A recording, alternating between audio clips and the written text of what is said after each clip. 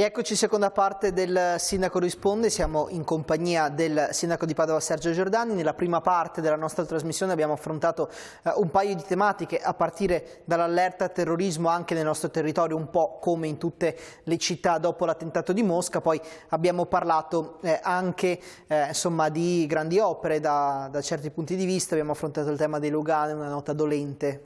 Sindaco per la città di Padova. Come anticipato, adesso cambiamo argomento, parliamo di trasporto pubblico. Le chiedo, prima di farle vedere un servizio, le chiedo, è soddisfatto della linea che sta prendendo il trasporto pubblico a Padova? Sì, molto soddisfatto. Abbiamo firmato l'addendum tra enti di governo, che vuol dire provincia e comune, 50-50%, con l'amministratore delegato di Bus Italia, dottor Gino Colella. Per quello sono stato molto soddisfatto. È stato un periodo molto difficile.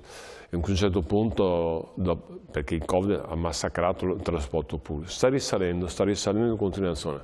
Però ha avuto un periodo difficilissimo, in cui nessuno saliva, per cui i costi non erano paragonabili assolutamente ai ricavi.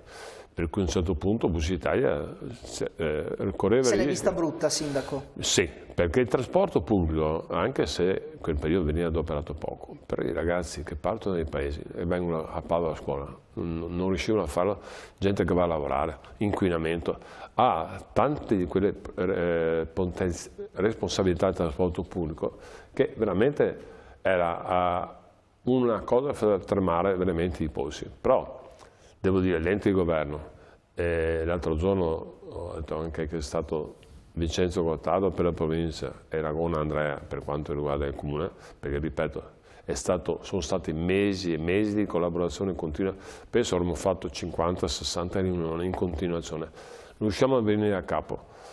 La De Berti, vicepresidente De Berti della regione, ha collaborato sempre anche lei, è stata una squadra che ha risolto i problemi con tutti i funzionari, tecnici.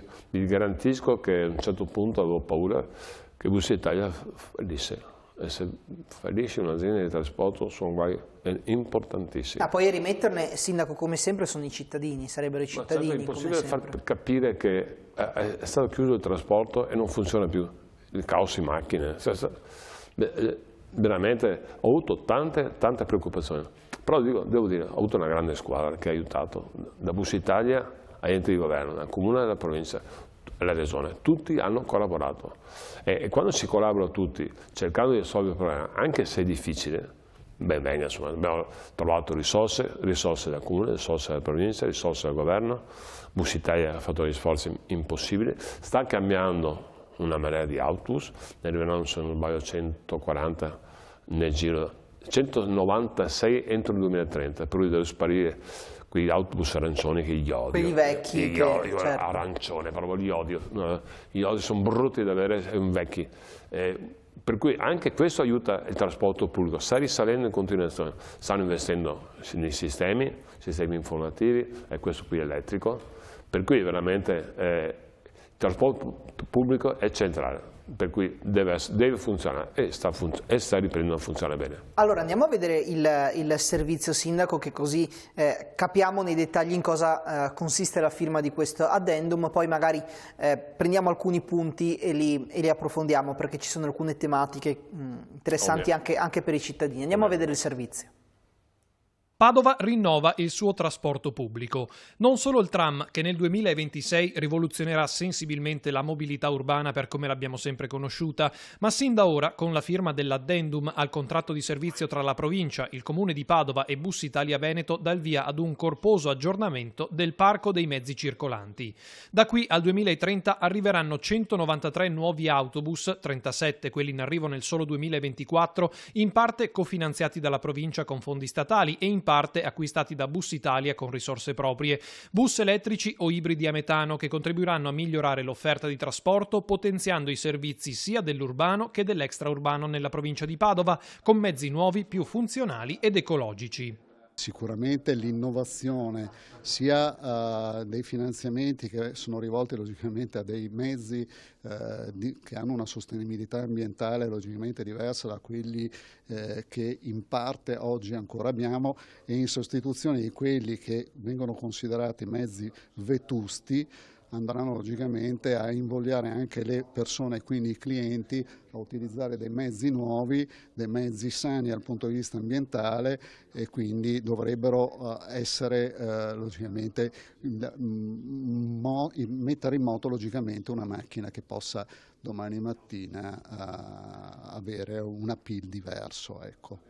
L'azienda, che aveva chiuso i bilanci nel 2021 e nel 2022 in rosso, con quasi 20 milioni di disavanzo complessivo, sta risalendo la china. Nel 2023 non si sono ancora raggiunti i livelli pre-pandemia in riferimento al numero di passeggeri, ma si è cresciuti del 50% rispetto al 2022 e si è arrivati ad un meno 15 sul pre-Covid. Si prevede quindi che sarà proprio il 2024 quello decisivo per pareggiare i conti. E allora tornerà ancora il tema dei dipendenti, altra pesante criticità nelle ultime annate.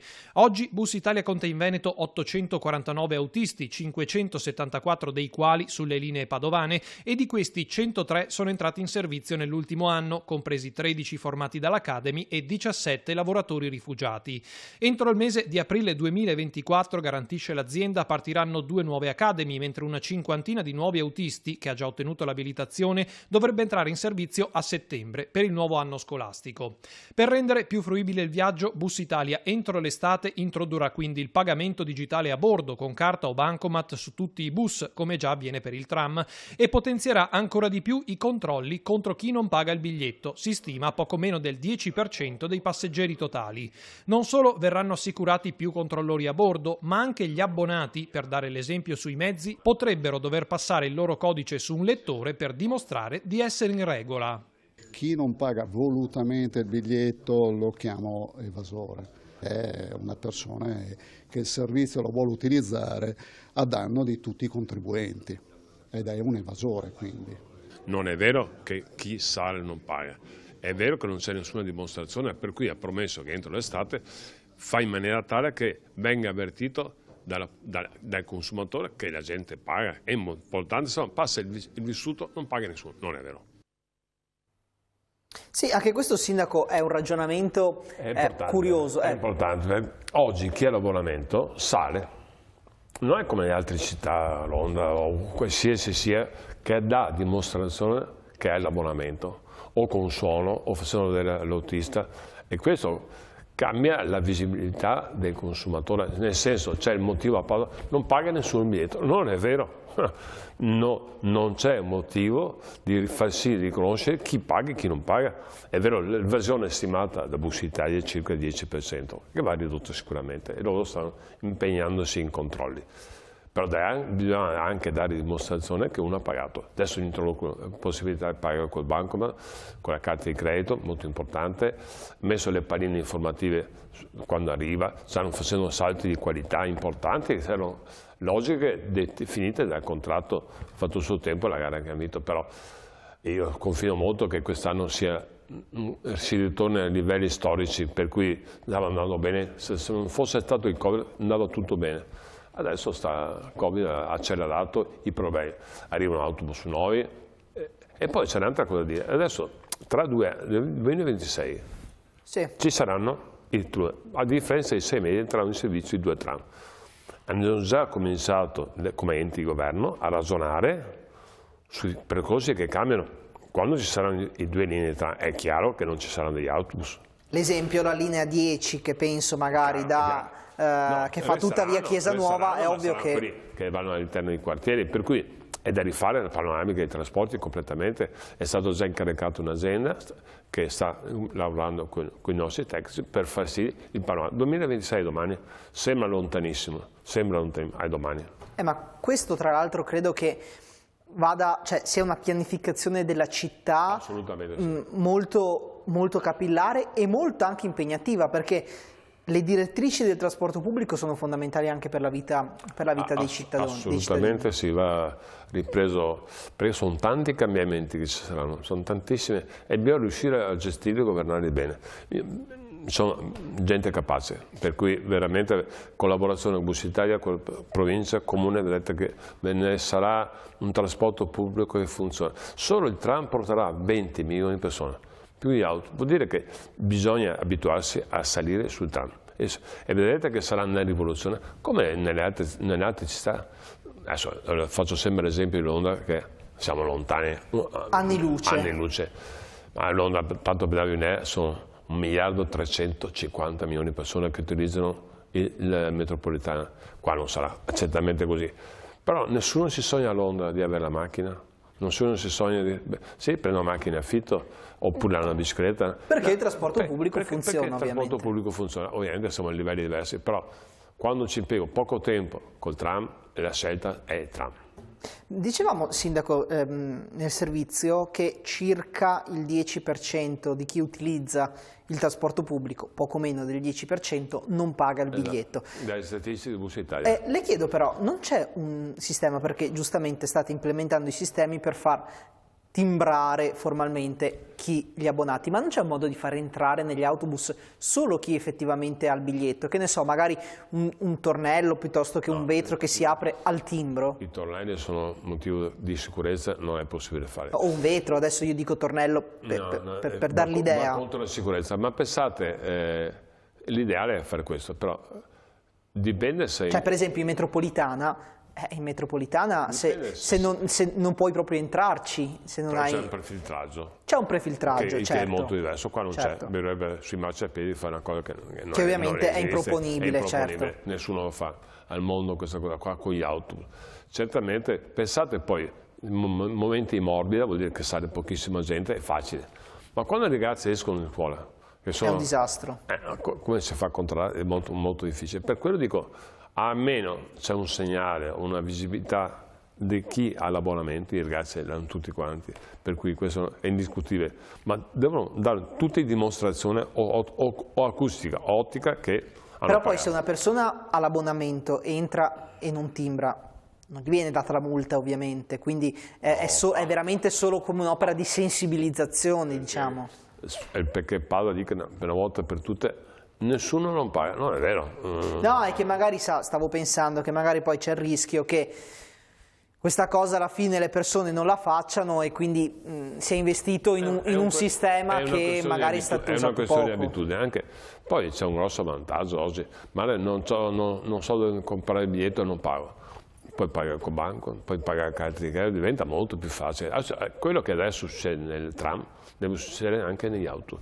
Un scatto sotto l'aspetto informatico è molto importante. Però tra presi, Bussi Italia investe anche molto nei controlli, nella polizia, nei servizi privati di controllo, per cui è un po' i controllori stessi stanno lavorando in questo senso.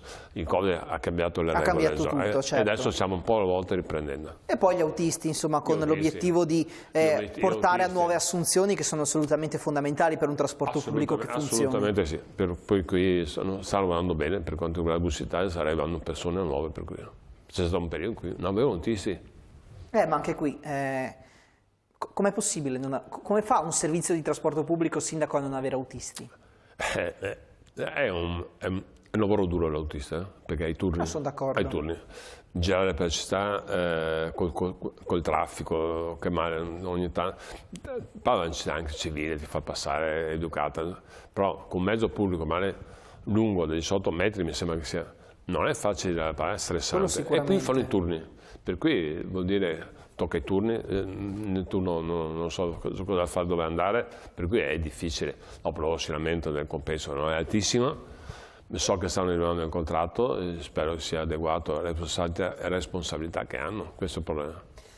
Rimaniamo a parlare, Sindaco, di viabilità, perché 5 assessori di altrettante città, diciamo quelle lungo la A4, quindi Padova, Vicenza, Verona, Brescia e Bergamo, hanno scritto insomma una lettera congiunta al ministro Salvini lamentando come il nuovo codice della strada creerebbe qualche problema di sicurezza soprattutto per i ciclisti e per i pedoni. È così, Sindaco? Non lo conosco benissimo, ho letto i comunicati stampa, non sono riuscito nemmeno a approfondire, però ho capito che diventa molto centrale parlo in continuazione da delegare ai comuni, alle regioni responsabilità. Roma in questo caso sta accentrando per fare la ZTL che è la Roma, per fare certe bicipolitane o qualsiasi che Roma, non l'ho letto in maniera approfondita. Sono cose che io capisco, la sicurezza, per cui so che è difficile, tipo il casco su Certo. monopattini, però io penso se avessi un figlio o nipote lo farei anch'io. Per cui però questo vuol dire che va a toccare la logica del chi investe sui monopattini, bisogna un po' essere equilibrati.